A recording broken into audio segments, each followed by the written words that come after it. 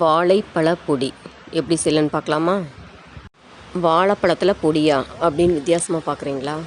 ஒரு சில குழந்தைகள்லாம் வாழைப்பழம்னா சாப்பிட மாட்டாங்க. அவங்களுக்காக இந்த மாதிரி பொடி செஞ்சு கொடுக்கலாம். நேந்திரை செவ்வாழையில் பொடி செஞ்சு கொடுக்கலாம். நான் இன்றைக்கி பூவன் பழத்தில் பொடி செஞ்சுருக்கேன். பூவன் பழம் ஜீரண சக்தியை மேம்படுத்தும், இரத்த உற்பத்தியை அதிகரிக்கும். இதில் பொட்டாசியம், வைட்டமின், நார்ச்சத்துன்னு நிறைய சத்துக்கள் இருக்குது.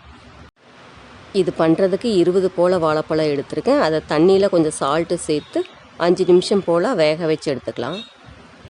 மீடியம் ஃப்ளேமில் வேக வச்சு எடுத்துக்கணும். வேக வச்சு எடுத்துகிட்டு வடிகட்டியில் சேர்த்துட்டு நல்லா ஒரு தட்டில் போட்டு ஆற வச்சு எடுத்துக்கலாம். தோலை நீக்கிட்டு சின்ன சின்ன பீசஸாக கட் பண்ணி ஒரு தட்டில் வச்சு ஒரு 4 நாளைக்கு நல்லா வெயிலில் காய வச்சுக்கலாம். நல்லா மொறுமொறுன்னு இந்த மாதிரி காய வச்சு எடுத்துக்கணும். இந்த மாதிரி நல்லா காஞ்சாதான் அரைச்சி பொடி பண்ணுறதுக்கு சரியாக இருக்கும்.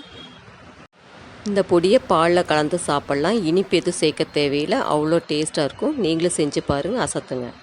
இந்த வீடியோவை லைக் பண்ணுங்கள், ஷேர் பண்ணுங்கள், சப்ஸ்கிரைப் பண்ணுங்கள், பெல் ஐக்கானை ப்ரெஸ் பண்ணிக்கோங்க.